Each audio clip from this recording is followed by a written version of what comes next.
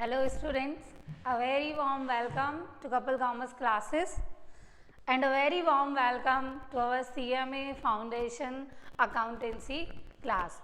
Yes, from today we are going to start our paper number 2 CMA Foundation Accountancy.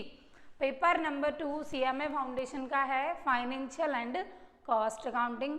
आज से हम start करेंगे हमारा पेपर नंबर 2 जिसकी 2 सेक्शन है. अभी मैं आपको थोड़ा सा सिलेबस के बारे में, थोड़ा सा आपके दोनों सब्जेक्ट्स के बारे में बताऊंगी. उससे पहले मैं आपको पहले ही बता देती हूँ, ये जो आपका CMA फाउंडेशन का जो सिलेबस है वही सेम सिलेबस आपका इंटर में भी आएगा. तो ऐसा नहीं है सिर्फ पास करने के लिए पढ़ना है, अच्छे से पढ़ना है जिससे कि हमें इंटर में भी ये क्या रहे, याद रहे. हल्के में नहीं लेना है कि एंट्रेंस है, MCQ है, पास हो जाएंगे. नहीं, हमें पढ़ना है जिससे कि इंटर की 2 सब्जेक्ट्स हमारी बहुत अच्छी हो जाएं. अकाउंट्स सबको पता है बेस होता है. अगर आप कॉमर्स के स्टूडेंट हो और आपको अकाउंट्स ही नहीं आती तो चुल्लू भर पानी में डूब जाना चाहिए, है ना. तो अगर नहीं आती है अकाउंट्स, आपको ये डर है कि भाई 11th में 12th में मैंने अच्छे से पढ़ाई नहीं की है, मेरे बेस क्लियर नहीं है, फिर मैं फाउंडेशन में क्या करूँगा, तो डोंट वरी. फाउंडेशन में 11th का भी है सिलेबस और 12th का भी है जो फ्यूचर में हमारे काम आता है. तो अगर आपने 11th 12th में बिल्कुल भी पढ़ाई नहीं की, आप अकाउंट्स का ए भी नहीं जानते हो, तो कोई दिक्कत की बात नहीं है. हम आज से स्टार्ट करेंगे और 2-3 महीने बाद जब आप देखोगे सिलेबस हो जाएगा तो आपका बेस भी क्लियर होगा और पूरा सिलेबस भी कंप्लीट होगा. ठीक है, ये मेरी गारंटी है कि आपके अकाउंट्स के बेसिक्स से लेकर टिपिकल क्वेश्चंस तक कंप्लीट करवाना. बस पढ़ना आपको पड़ेगा, पढ़ाऊंगी मैं. ठीक है, 100% कोशिश करेंगे कि क्लास में हर एक बच्चे को जो समझाया जा रहा है वो समझ में आ रहा है. नहीं आएगा तो आप पूछना, वापस से करवाएंगे. ठीक है, मैं फिर से कह रही हूँ, इट्स माय गारंटी कि आपका हम बेस से लेकर पूरा टिपिकल क्वेश्चन तक कवर करवाएंगे. ठीक है, चलो ज़्यादा लोड लेके नहीं पढ़ना है कि भाई अकाउंट्स तो बहुत अच्छे से पढ़नी पड़ेगी. अकाउंट बिल्कुल अच्छे से पढ़नी पड़ेगी पर ज़्यादा लोड प्रेशर नहीं लेना है. आराम से धीरे धीरे बहुत प्यार मोहब्बत से हम इसको पढ़ेंगे. ठीक है, बहुत अच्छी सब्जेक्ट है तो अच्छे से ही सब्जेक्ट्स को पढ़ेंगे. पेपर नंबर 2, पेपर कितने का होता है? पेपर का नाम है financial and cost accounting. 2 subject देखने को मिली. जैसा कि आपको पता है क्या बनने वाले हो, CMA cost and management accountant. तो यहाँ पर आपको थोड़ी सी कॉस्ट का इंट्रोडक्शन दे दिया गया है. जो कैरिकुलम है आपको पढ़ाने का, वो कॉस्ट का इंट्रोडक्शन यहाँ इसलिए दिया गया है because you are going to be future CMA, तो इसीलिए थोड़ा सा आपको कॉस्ट यहाँ पढ़ाया गया है. ठीक है, चलो 50 क्वेश्चंस आते हैं और 100 मार्क का पेपर होता है.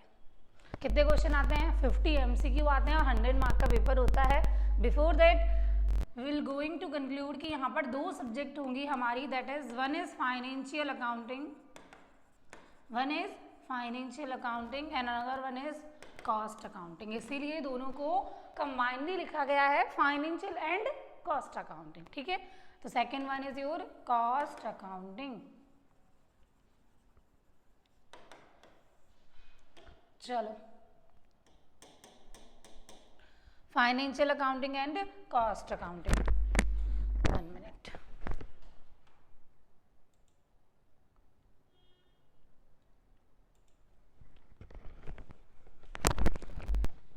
फाइनेंशियल अकाउंटिंग आएगी आपकी 70% और कॉस्ट अकाउंटिंग आएगी 30%.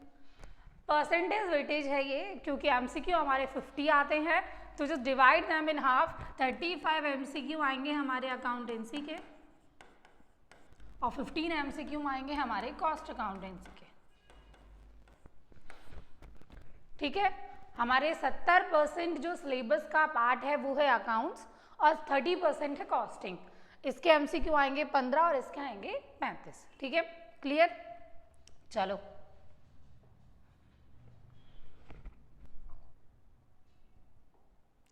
फोकस करेंगे अभी इस पर. ठीक है, माई सेल्फ राशि जिन, योर अकाउंटेंसी टीचर.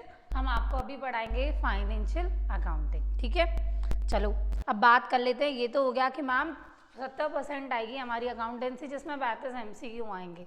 आगे चलते हैं कि कितने कितने चैप्टर्स हैं। तो देखो, जो इंस्टीट्यूट का मटेरियल है वो मॉड्यूल्स में डिवाइडेड होता है। ठीक है, मतलब मॉड्यूल में पार्ट बने हुए हैं, पार्ट 1, पार्ट 2, सेक्शन 1, सेक्शन 2। ठीक है, तो सेक्शन ए है हमारा फाइनेंशियल अकाउंटिंग का, और जो सेक्शन बी है वो है हमारा कॉस्ट अकाउंटेंसी का।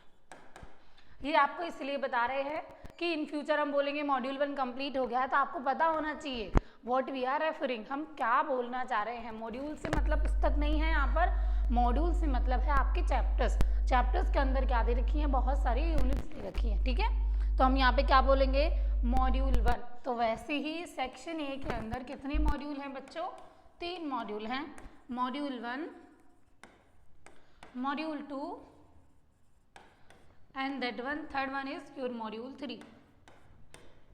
ठीक है, इन मॉड्यूल्स के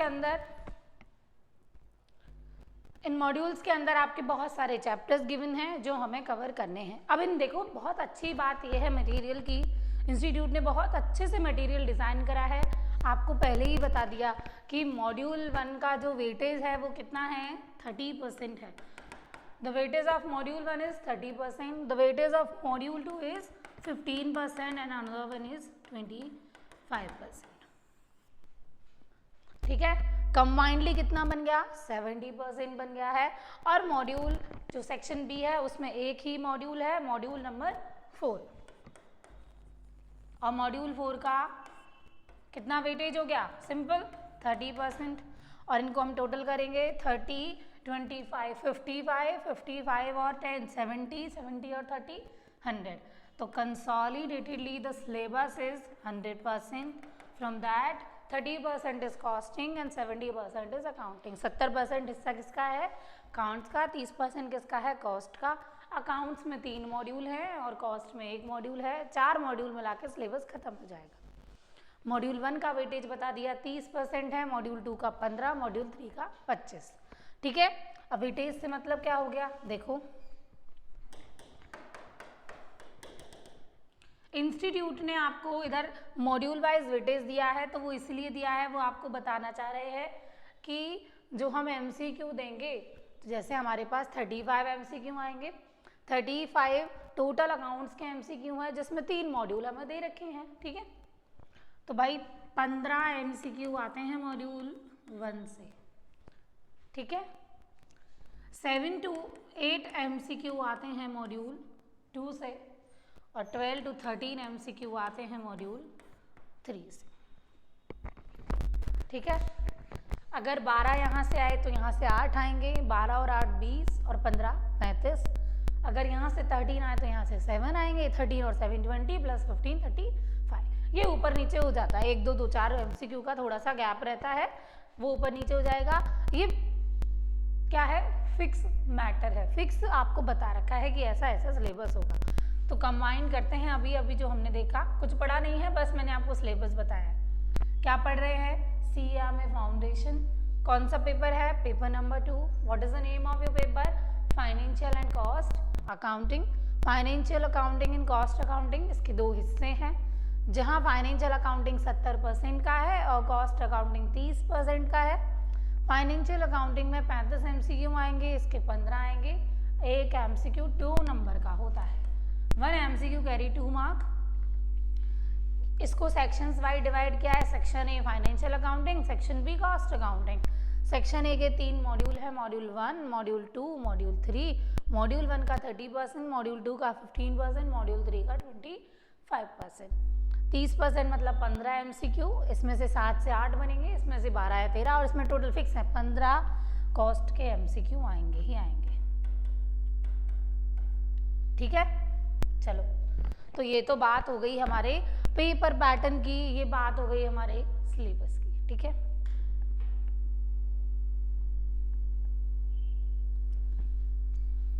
चलो अब आते हैं हम थोड़ा सा मॉड्यूल डिस्कस करते हैं। मॉड्यूल 1, अब देखो भारी मात्रा का मॉड्यूल है, 15 MCQ सीधे फंसेंगे, और 30% वेटेज है, 30 नंबर आपके मॉड्यूल 1 से आ जाएंगे। ठीक है, 100 में से 100 नंबर भी आते हैं बच्चों के अकाउंट्स में।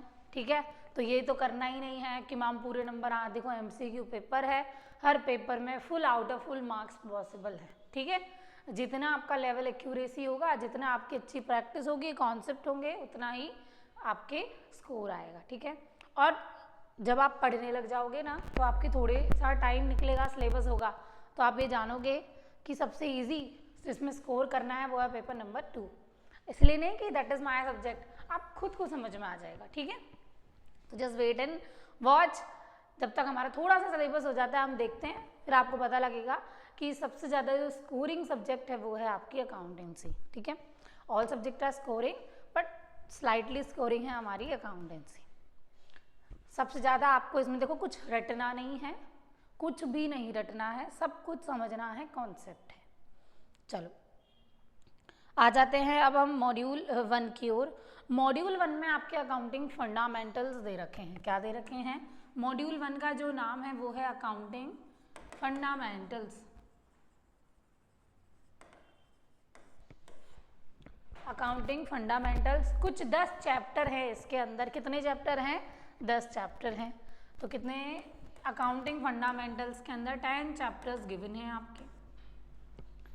पहला चैप्टर है थ्योरेटिकल चैप्टर, स्टार्टिंग के 3-4 जहाँ फ्रेमवर्क्स बताए हैं, अकाउंटिंग प्रिंसिपल्स, कॉन्सेप्ट ना, कैपिटल रेवेन्यू, अकाउंटिंग साइकिल। उसके बाद शुरू होता है 11th का पार्ट जर्नल, फिर एक चैप्टर है लेजर, फिर एक है ट्रायल बैलेंस। ठीक है, फिर एक चैप्टर है BRS, फिर एक चैप्टर है रेक्टिफिकेशन, फिर एक है डेप्रिसिएशन। मतलब मैम पूरी 11th है। बिल्कुल बच्चों, मॉड्यूल 1 में पूरी 11वीं कक्षा दे रखी है। ठीक है, कौन सा चैप्टर बचा? Final accounts. रुको वो भी आएगी। अब बात करते हैं किसकी? मॉड्यूल 2 की। मॉड्यूल 2 आपके लिए बिल्कुल नया है। इसमें से आपने एक भी चैप्टर नहीं पढ़ा होगा। एक थोड़ा सा पढ़ा होगा बिल ऑफ एक्सचेंज, पर वो भी न्यू कैरिकुलम में हट गया था, तो आपने सुना होगा, पढ़ा नहीं होगा। मॉड्यूल 2 में 3 ही चैप्टर हैं। 1 इज योर कंसाइनमेंट, बहुत ही प्यारा चैप्टर है। सेकेंड इज जॉइंट वेंचर, उससे भी प्यारा चैप्टर है। और इन सब में सबसे प्यारा है bill of exchange. 3 chapter, 15% weightage, 8 MCQ। जय माता दी। ठीक है, अब बात करते हैं मॉड्यूल 3 की। तो वही मॉड्यूल 3 में क्या दे रखा है? वही 11th का क्या बच गया? Final accounts. तो जो मॉड्यूल 3 है वहाँ हमें क्या दे रखा है? Final accounts. ठीक है, मॉड्यूल 3 में एक और चैप्टर है हमारा NPO, जो आपने नहीं पढ़ा है। NPO मतलब नॉन वो प्रॉफिट ऑर्गेनाइजेशन। पहले RBSE 12th में हुआ करता था, पर अब ये भी सिलेबस से हट गया है NPO। ठीक है, ये आपका सिलेबस है। पेपर MCQ आएगा। इसका मतलब ये नहीं है कि हम प्रैक्टिकल क्वेश्चन की प्रैक्टिस नहीं करेंगे, बिल्कुल करेंगे। प्रैक्टिकल क्वेश्चन भी पूछे जाते हैं MCQ में। हम बड़े बड़े क्वेश्चन नहीं करेंगे, हम वो भी करेंगे। ठीक है, मैंने क्या बोला था आपको स्टार्टिंग में? हम फाउंडेशन तक के लिए नहीं पढ़ रहे हैं, हम आगे तक के लिए पढ़ रहे हैं। जितना आप क्वेश्चन प्रैक्टिस करोगे उतना ही कॉन्सेप्ट और प्रैक्टिकल क्लैरिटी आएगी। ओके, चलो अब ये तो हो गया सारा बाहर का ज्ञान, इंट्रोडक्शन हो गया ना, डे 1 इंट्रोडक्शन हो गया। पढ़ाई स्टार्ट करते हैं फ्रॉम मॉड्यूल 1। देखो हम स्टार्टिंग से बिल्कुल सीरियल वही चलेंगे, जैसा इंस्टीट्यूट ने मटेरियल बनाया है वैसा ही चलेंगे। इंस्टीट्यूट के डेकोरम की हम वैल्यू करेंगे, इज्जत करेंगे, तो जैसा जैसा उधर दे रखा है हम वैसा वैसा ही पढ़ते जाएंगे। ठीक है, चलो from today we are going to start module 1 chapter 1 and module 1 के चैप्टर 1 का नाम है understanding of 4 frameworks of accountancy. और आपको जान के खुशी होगी कि 2-3 पेज का ही चैप्टर है बस। ठीक है, और एक MCQ आ जाता है इससे। तो एक MCQ के लिए इतनी मेहनत कर रहे नहीं बच्चों, ये बेस है। आज की क्लास बिल्कुल बेस क्लास है आपकी अकाउंटेंसी की, तो आपको बहुत अच्छे से ध्यान से सुनना है। ठीक है, स्टार्ट कराने से पहले मैं 2 रूल बता देती हूँ आपको। रूल नंबर 1, मेरी क्लास में कोई भी बिना पेन और कॉपी के नहीं बैठेगा। कोई प्रिंटेड नोट्स मैं आपको नहीं दूंगी अनटिल एंड अनलेस मेरा चैप्टर यहाँ कंप्लीट नहीं हो जाता है। तो मतलब हम लिख के पढ़ेंगे, बिल्कुल हम लिख के पढ़ेंगे। मैं यहाँ लिखवाऊंगी, फिर आप लिखोगे। देखो लिखने में मैं भी मेहनत कर रही हूँ ना, मैं भी यहाँ PDF खोल के अंडरलाइन करवा दूंगी, ऐसे पढ़ा दूंगी। हम लिख के पढ़ेंगे और आप भी वो लिखोगे। सुंदर सुंदर अच्छे से एक कॉपी में नोट्स बनाओगे। कॉपी रफ कॉपी नहीं होनी चाहिए, फेयर कॉपी होनी चाहिए। सिर्फ अकाउंट्स की तो सिर्फ अकाउंट्स की, ठीक है। ये स्ट्रिक्ट रूल है, अगर पढ़ना है तो ऐसे ही पढ़ोगे।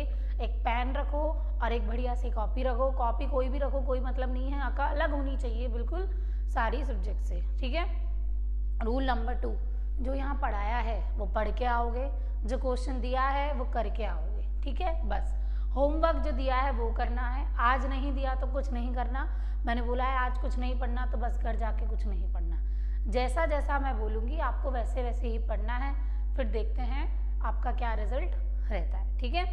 चलो चलते हैं, अब स्टार्ट करते हैं। आज कॉपी नहीं है तो कोई दिक्कत नहीं है, रफ में लिख लो। आफ्टर दैट आप उसे फेयर कर लेना। आज आपको बहुत ऐसा लगेगा, थोड़े दिन तक ऐसा लगेगा यार मैम तो लिखवाती हैं, आधा टाइम वेस्ट करवा देती हैं, इससे अच्छा तो हम प्रिंटेड नोट्स दे देते, उनसे पढ़ा देते, तो कम से कम सिलेबस जल्दी हो जाता, ठीक है। तो कुछ मत सोचो, पढ़ा कौन नहीं हूँ मैं, मुझे पता है कब तक सिलेबस करवाना है, कब तक सिलेबस हो जाएगा, कैसे पढ़ाना है, कैसे समझ में आएगा और कैसे आपका रिजल्ट आएगा। तो ये सब हमारी दिक्कत है, आपका क्या है, सिर्फ पढ़ाई करनी है आपको, ठीक है। चलो, understanding of 4 frameworks of accountancy start करते हैं। पूरे 15 मिनट मैंने आपको जो ज्ञान दिया है उसे स्किप नहीं करना है, उसे भी सुनना है, ठीक है। चलो, चैप्टर नंबर 1,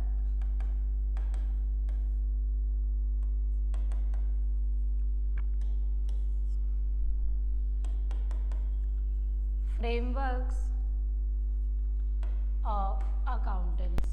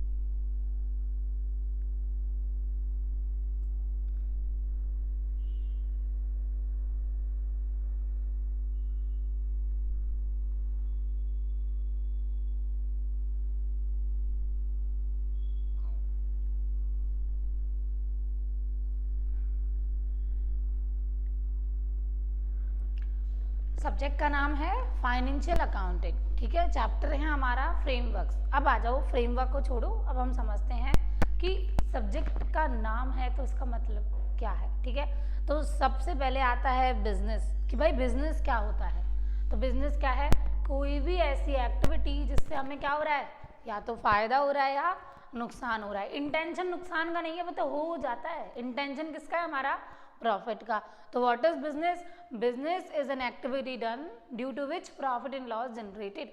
ऐसा भी कोई भी कार्य जिसका हम कर रहे हैं, जो हम कर रहे हैं वो क्यों कर रहे हैं, जिससे हमें फायदा हो या नुकसान हो। मतलब कोई भी एक्टिविटी जिसको करने से आपको प्रॉफिट हो रहा है या लॉस हो रहा है, आपकी वेल्थ बढ़ रही है, ठीक है। क्या बढ़ रही है, वेल्थ बढ़ रही है। वेल्थ मतलब पहले आपके पास स्कूटर था, अभी आपके पास कार है, ठीक है। पहले आपके पास 1 BHK था, अभी आपके पास 4 BHK। तो कहाँ से आ रहा है ये, क्योंकि आप एक ऐसी एक्टिविटी कर रहे हो जिसका नाम बिजनेस है, जिससे क्या मिल रहा है, आपको पैसा मिल रहा है, आपकी वेल्थ बढ़ रही है। पहले आपकी दुकान सिर्फ एक कमरे में थी, अभी आपके 5 फ्लोर हैं, that means increasing wealth. Bank balance भी बढ़ गया है।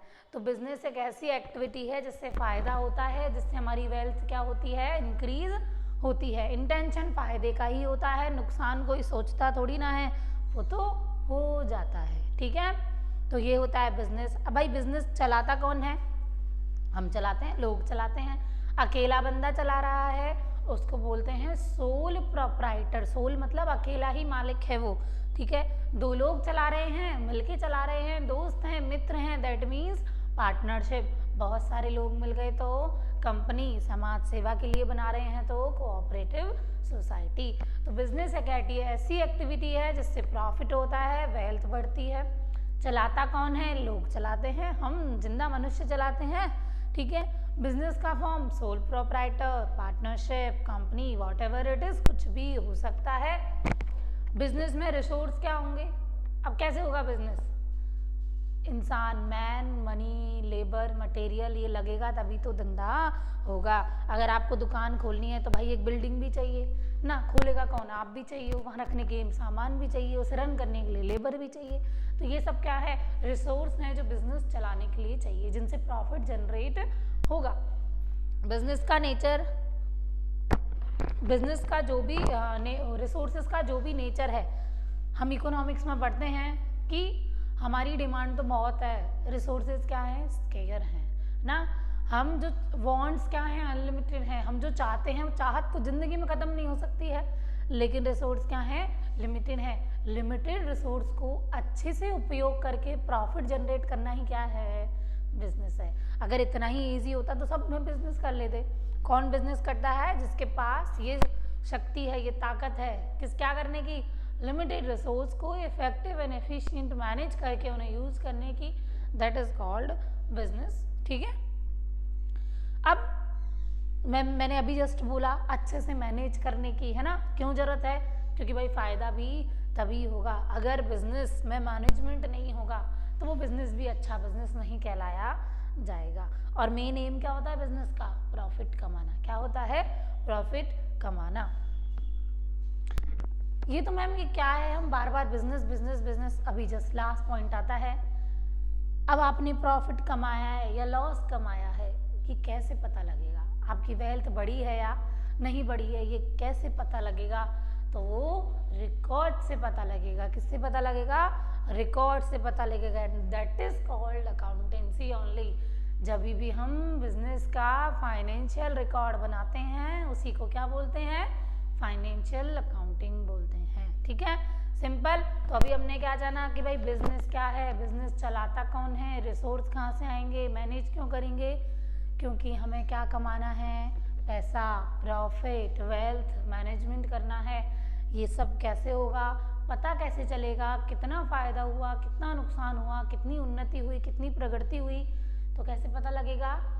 जब हम रिकॉर्ड्स चेक करेंगे। और रिकॉर्ड्स मतलब कुछ भी लिखित, और लिखित मतलब अकाउंटेंसी, ठीक है। बिल्कुल लेमैन लैंग्वेज में हम समझाएं आपको, ठीक है। चलो, तो इतने सारे सवालों से हमें ये जवाब मिला कि अकाउंट ज़रूरत क्यों है? सही प्रॉफिट निकालने के लिए ज़रूरत है, बिजनेस को मैनेज करने के लिए ज़रूरत है, आगे चलाना है या नहीं चलाना उसका पता लग जाएगा। चलाना है तो कितना पैसा लगाना है, कौन सा सामान बेचना है, कौन सा नहीं बेचना, दुनिया भर के सवालों के जवाब छुपे हुए हैं अकाउंट्स में। तो वाई अकाउंटिंग इज़ नीडेड? क्यों? क्योंकि हमें क्या चाहिए? प्रॉपर मैनेजमेंट चाहिए, प्रॉपर प्रॉफिट चाहिए, एग्जैक्ट हमें ये पता लगाना है कितने खर्चे कितने लॉस हुए हैं, ठीक है। तो फर्स्ट ऑफ ऑल कुछ पॉइंट्स हैं वो मैं लिखवा रही हूँ आपको, ठीक है। तो लिखो फर्स्ट, सबसे पहले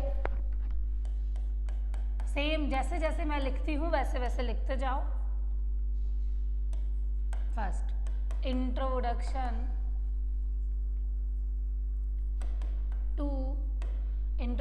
to financial accounting. Introduction to financial accounting.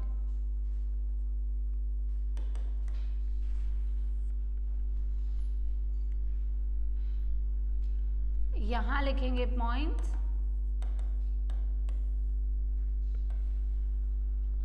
और यहां लिखेंगे उनका मीनिंग। यहां लिखो पॉइंट्स और यहां लिखो उनका मीनिंग। फर्स्ट पॉइंट क्या लिखोगे? What is business. क्या लिखोगे? What is business. तो व्हाट इज बिजनेस, ये सवाल उठ के आता है कि भाई बिजनेस क्या है। तो बिजनेस एक ऐसी एक्टिविटी है जिससे हम प्रॉफिट एंड वेल्थ अर्न करते हैं। तो लिखो business is an activity, business is an activity, business in an activity done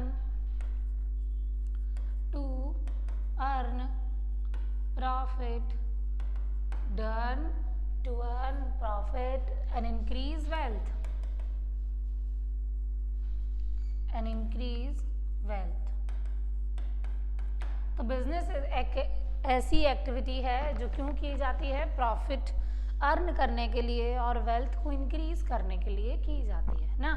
second point आपके दिमाग में आएगा, भाई चलाता कौन है business, who runs business.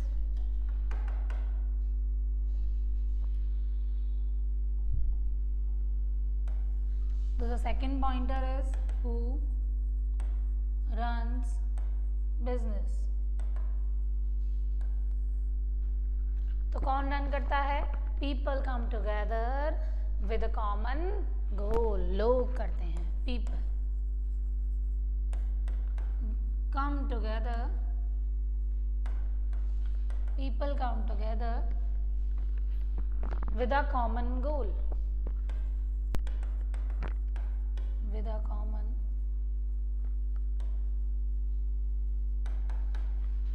people come together with a common goal।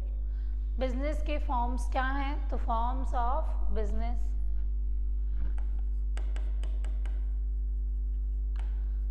forms of business, sole proprietor, partnership, company, etc. Sole proprietor, partnership, company, etc.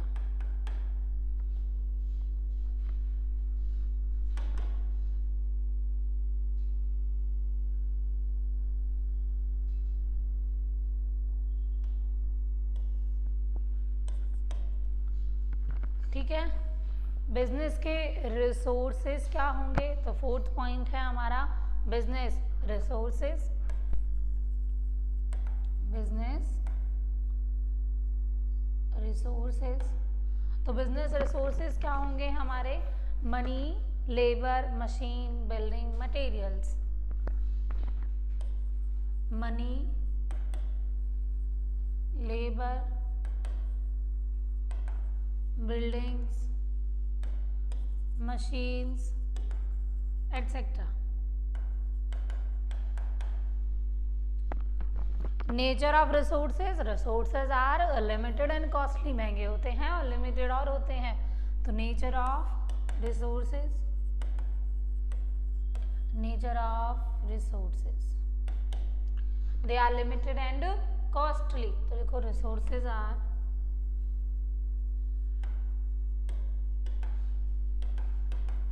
limited and costly। Why management needed to use resources efficiently and effectively? क्यों management चाहिए कि resources हैं तो अंधाधुंध use करो, नहीं, तरीके से कम रिसोर्सेज में ज़्यादा से ज़्यादा रिजल्ट निकालने की कोशिश करो। तो why management needed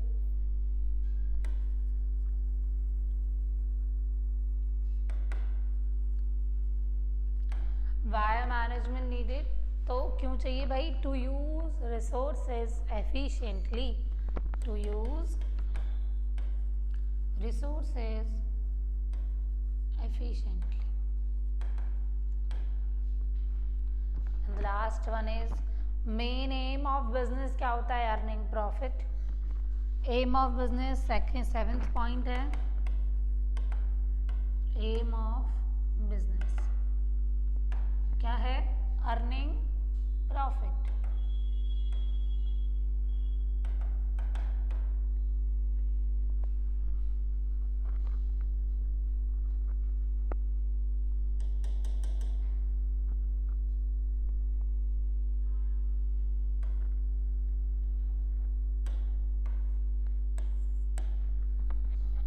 need of records, recording की नीड क्यों होती है, need of records to know that what happened in the business, to know what happened in business, to know what happened in आपने बिजनेस में क्या किया। ये हैं आपके pointers. Introduction to financial accounting में हमने फर्स्ट जो पॉइंट है वो लिखे हैं कुछ।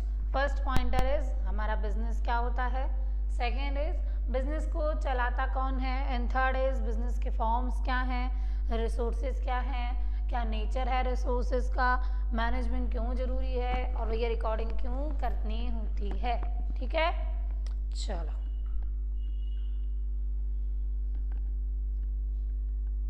ठीक है।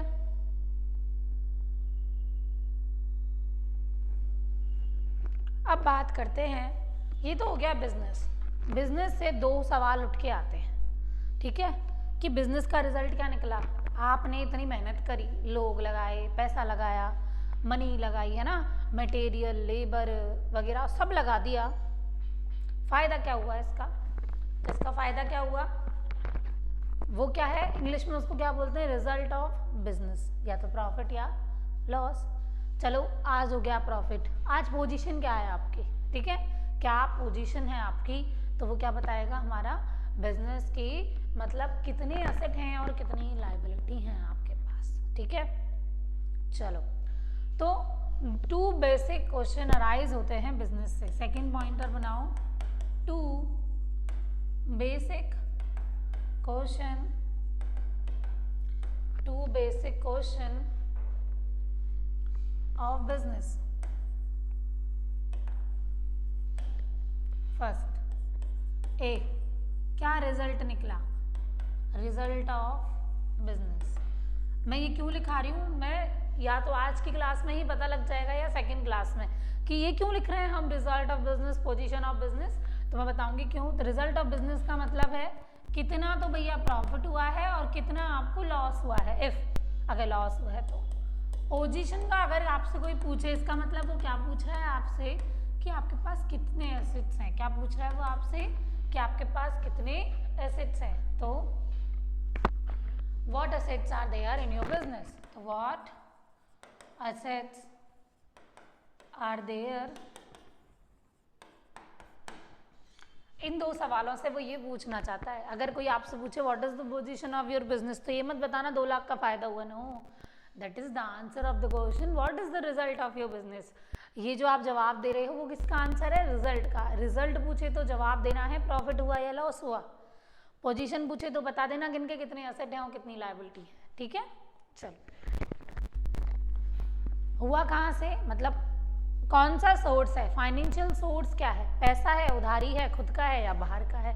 तो मेजरली पैसा ही होता है, खुद का है तो ओन मनी या बाहर का है तो लोन मनी। ठीक है, चलो इन सारे सवालों के जवाब कौन देगा। अगर मैं आपसे पूछूं कि आपके बिजनेस का रिजल्ट क्या रहा, तो मतलब मैं आपसे सिंपल क्वेश्चन पूछ रही हूँ कि कितना प्रॉफिट है, कितना लॉस है, कैसे बताओगे। मैं आपसे पूछती हूँ कि पोजीशन क्या है बिजनेस की, कितने एसेट हैं, कैसे बताओगे। तो इन सब का जवाब सिर्फ एक है, अकाउंटेंसी, मतलब अकाउंटिंग करके बताएंगे। क्या बताएंगे, अकाउंटिंग करके। तो भाई सुनहरे अक्षरों में लिखो, answer to all these question, answer to all these questions क्या है हमारी, अकाउंटिंग। क्या है, अकाउंटिंग। इन सारे सवालों के जवाब कौन देगी, अकाउंटिंग देगी। यही हम पढ़ने बैठे हैं। ठीक है, तो मतलब हम ये पढ़ेंगे, बिल्कुल हम ये पढ़ेंगे। तो ये जो पढ़ा वो इस शब्द को समझाने का क्या था, बेस था, कि बिजनेस क्या होता है, बिजनेस कौन करता है, किससे करता है, क्या मोटिव है करने का। फिर बिजनेस में सवाल पूछे जाएंगे, क्या रिजल्ट है, तो कहाँ से बताओगे, अकाउंटिंग की मदद से बताओगे। क्या पोजीशन है, किसकी मदद से बताओगे, अकाउंटिंग की मदद से बताओगे। तो बेसिकली हम अकाउंटिंग पढ़ क्यों रहे हैं, इन सवालों के जवाब देने के लिए हम सब्जेक्ट को पढ़ेंगे। ठीक है, चलो आई गेस अब सबको समझ में आया होगा कि भाई हम पढ़ क्या रहे हैं। ठीक है, चलो अब आ जाते हैं हमारी प्यारी अकाउंटिंग पर। तो let me shift on the next page. चलो अकाउंटिंग, सब्जेक्ट का नाम है अकाउंटेंसी, करते उसके अंदर अकाउंटिंग है। चलो अकाउंटिंग के हम दो मतलब पढ़ेंगे। अब मैम इसके भी दो मतलब, बिल्कुल दो मतलब है।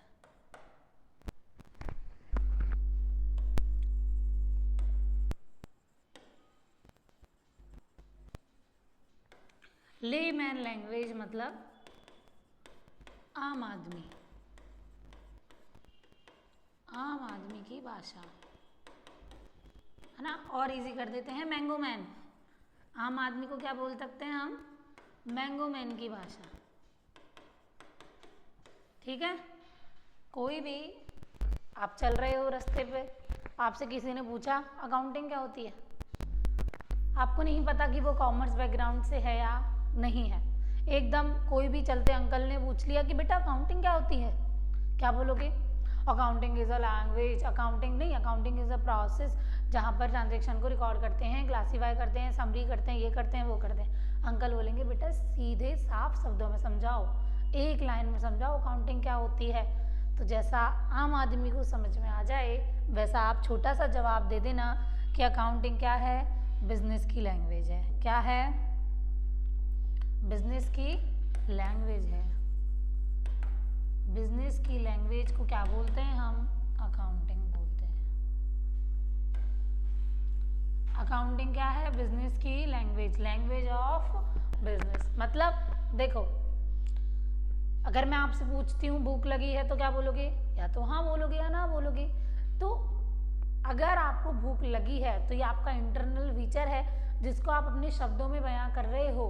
तो मतलब एक भाषा के थ्रू आप अपने मन की बात मुझे कह रहे हो, दैट मीन्स ये आपकी लैंग्वेज है। आप इंग्लिश में बोलोगे यस मैम, दैट मीन्स ये भी आपने मुझे बताया ही है, लैंग्वेज है। हिंदी में बोलोगे हाँ, तो भी क्या है? भाषा है। तो भाषा क्या है? एक माध्यम है जिससे हम अपने अंदर की बात सामने वाले व्यक्ति को प्रकट करते हैं। हिंदी पे आ गए हम, है ना। वैसे ही अकाउंटिंग किसकी भाषा है? बिजनेस की। बिजनेस ये बताना चाहता है मैंने क्या करा, मैंने प्रॉफिट कराया, लॉस करा, तो कैसे बताएगा? अकाउंटिंग की मदद से बताएगा, है ना। बिजनेस ही बताना चाहता है कि आज मेरे पास 2 लाख के एसेट हैं, कैसे बताएगा? With the help of accounting बताएगा। बिजनेस बोलेगा 5 लाख की सैलरी देता हूँ मैं अपने वर्कर्स को, कहाँ बताएगा? अकाउंटिंग की मदद से बताएगा। तो बिजनेस एक मूक प्राणी है जो बोल नहीं सकता, तो वो एक भाषा का यूज़ करता है जिसका नाम है अकाउंटिंग। कौन सी भाषा है? अकाउंटिंग। तो लेमैन लैंग्वेज में अंकल समझ जाएंगे कि बिजनेस चीख चीख के बोलेगा कि भैया ये मेरा प्रॉफिट है, ये मेरा लॉस है, ये मेरी इनकम है, ये मेरे खर्चे हैं, ये मेरे एसेट हैं, ये मेरी लायबिलिटी है। जितना भी बिजनेस में जो भी कार्यक्रम चल रहा है वो अकाउंटिंग की मदद से सबको बताया जाएगा, और जिसकी मदद से हम कुछ भी व्यक्त करते हैं उसी को भाषा कहते हैं। बिजनेस की भाषा क्या बन गई? अकाउंटिंग बन गई। दैट इज लेमैन लैंग्वेज हो गई है, ठीक है। बिल्कुल आम आदमी को समझ में आ जाए वैसा कुछ हमने बता दिया है। कोई दिक्कत किसी को?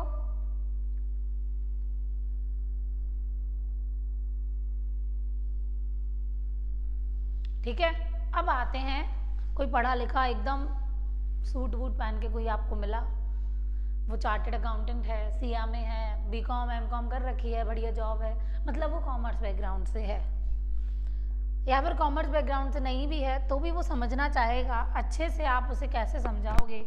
तो अब दूसरी जो डेफिनेशन पढ़ेंगे वो है हमारी सोफेस्टिकेटेड मीनिंग। सोफेस्टिकेटेड का मतलब है साफ सुथरी, एकदम अच्छी सी, ठीक है। तो एकदम साइंटिफिक डेफिनेशन जिसे हम बोलते हैं, तो वो एक सेकेंड, साइंटिफिक डेफिनेशन जैसे हम बोलेंगे तो वो क्या बोलोगे? अकाउंटिंग क्या है? Is a process. अकाउंटिंग क्या है? एक प्रोसेस है of recording, comma classifying, comma summarising, comma analysing and interpreting, दोनों लिख देती हूँ,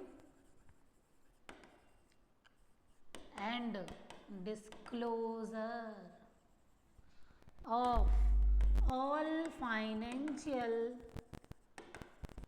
नेचर ट्रांजैक्शन ऑफ बिजनेस। ये हो गई डेफिनेशन कि अकाउंटिंग एक प्रोसेस है जहाँ पर हम ट्रांजैक्शन को रिकॉर्डिंग से लेकर डिस्क्लोजर तक करते हैं। कौन से ट्रांजैक्शन? बिजनेस के फाइनेंशियल नेचर के ट्रांजैक्शन। समझ में आ गया? कुछ समझाया नहीं अभी तो मैंने डेफिनेशन में, अभी हम समझेंगे क्या होता है। ठीक है, इस डेफिनेशन को एकदम तोड़ मरोड़ के अलग कर देंगे। आज की क्लास में हमारा मोटिव है अकाउंटिंग को समझाना। ठीक है, चलो। तो ये तो हमें पता है बिजनेस की भाषा है अकाउंटिंग। अच्छा देखो, जब आपने हिंदी बोलना सीखा था तो सबसे पहले क्या सीखा था? ABCD, फिर वर्ड्स, फिर लेटर, है ना, लेटर, वर्ड्स, सेंटेंस, पैराग्राफ, फिर बोलने लग गए। वैसा इंग्लिश के साथ है। तो भाई भाषा को सीखने का यही तरीका है, पहले स्टार्टिंग ABCD से करनी पड़ती है और एंड तब आप पैराग्राफ पे आओगे। वैसे ही यहाँ है, भाषा को सीखने के लिए रिकॉर्डिंग से डिस्क्लोजर तक का कार्यक्रम सीखना पड़ेगा, तब जाके बोलेंगे अकाउंटिंग आती है आपको। सिर्फ रिकॉर्डिंग आती है तो आपको अकाउंटिंग नहीं आती, सिर्फ क्लासिफिकेशन तक का काम आता है तो आपको अकाउंटिंग नहीं आती। आपको अकाउंटिंग में रिकॉर्डिंग से लेके डिस्क्लोजर तक आना चाहिए, तो ही आप क्या हो, उस भाषा के ज्ञानी हो। ठीक है, चलो समझते हैं। अब मैंने जो जो भी शब्द यहाँ इस्तेमाल करे उनको एक एक करके हम अभी बताएंगे आपको। First of all process. Process का मतलब क्या है? Step by step.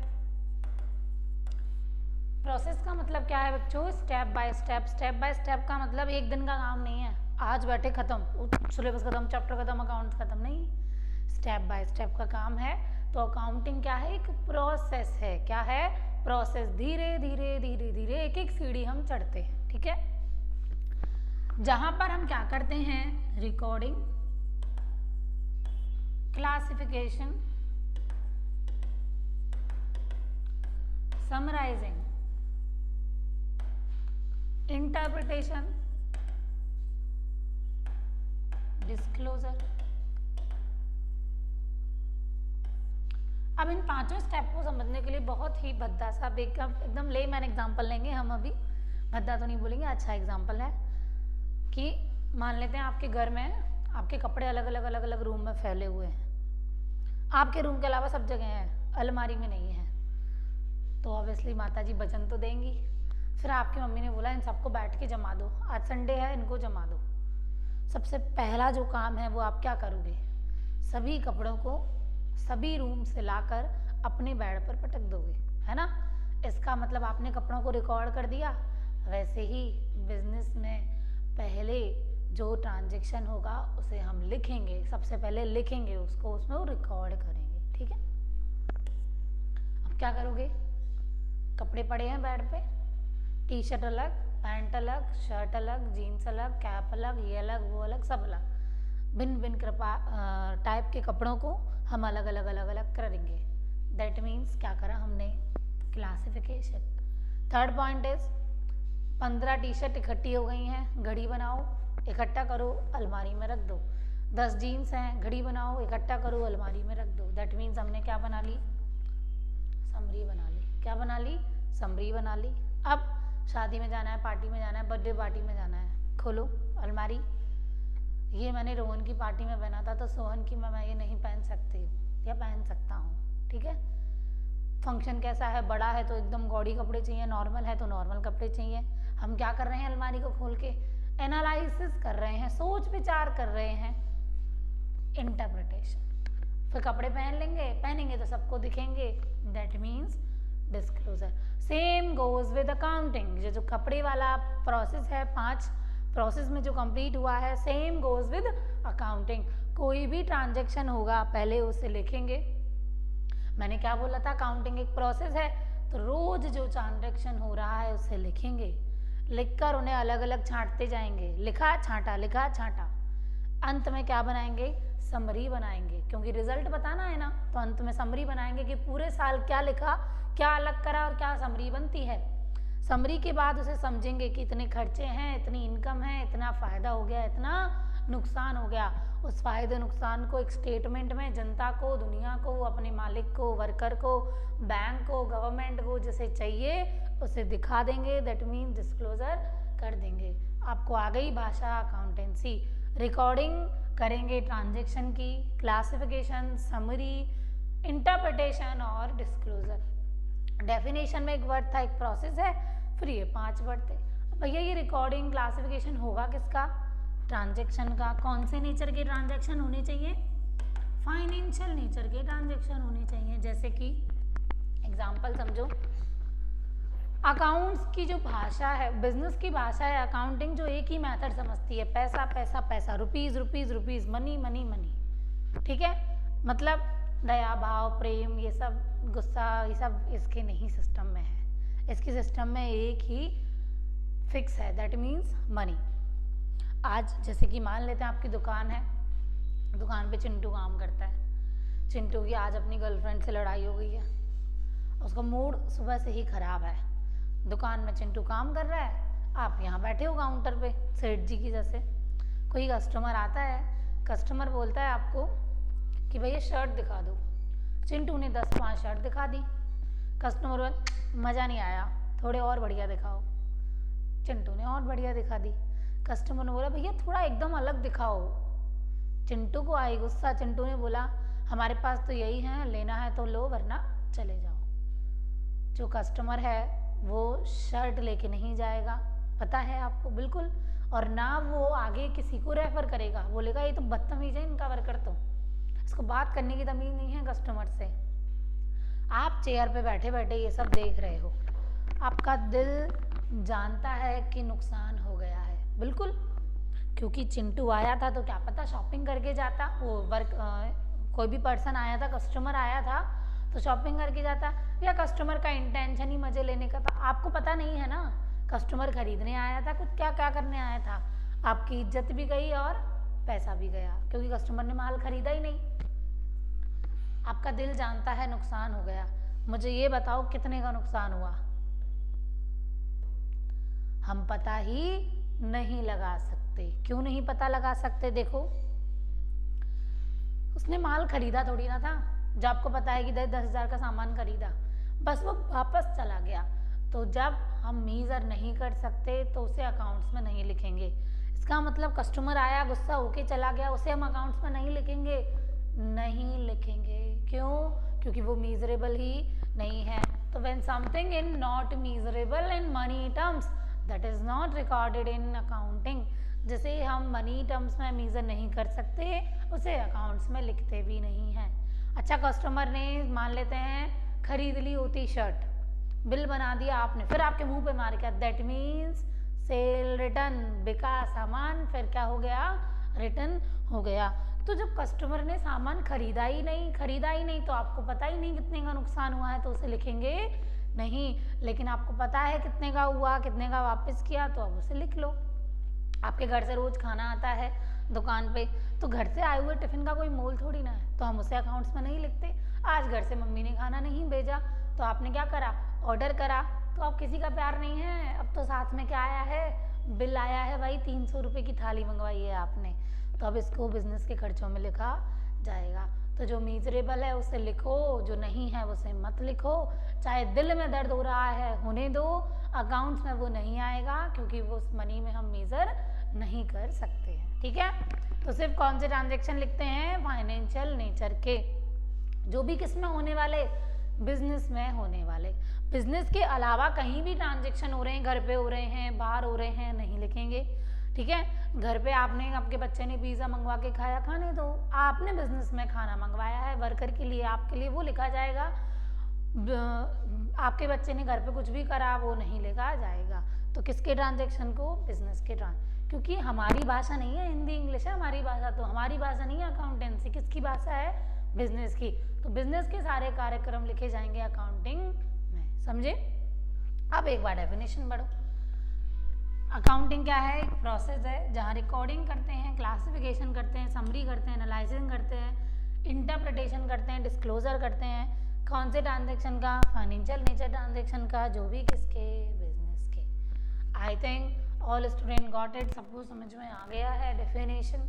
कोई दिक्कत किसी को? चलो, तो ये थी हमारी डेफिनेशन, जहाँ हमने पहले समझा कि बिजनेस क्या होता है, कौन चलाता है, क्या फॉर्म्स हैं, फिर उससे उठने वाले 2 सवाल निकाले।